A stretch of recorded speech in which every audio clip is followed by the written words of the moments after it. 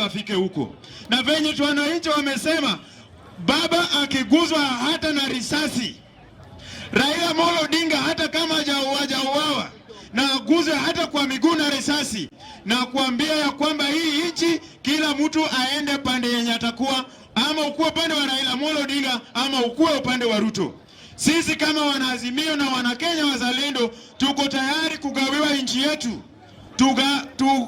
Tulindwe na Raila Amolo Odinga kuwe rais pande mwingine, na ile Rift Valley na other side of Mount Kenya wakuwe governor Rigathi Gachagua na William Samoei Ruto.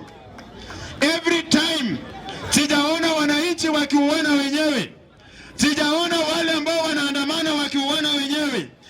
Polisi ndio wanaua wananchi na polisi ni wa serikali. Kwa hivyo serikali ndio inaua wananchi.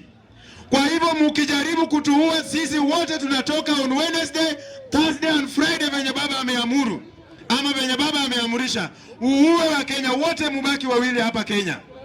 But my regret to the members of parliament from Rift Valley, every time, I don't know where you guys leave your brain. Every time mkifungua tu mdomo hivi, Raila pigwe risasi, Raila uwawe. Nyinyi ni akina nani? Nyinyi si Mungu bwana.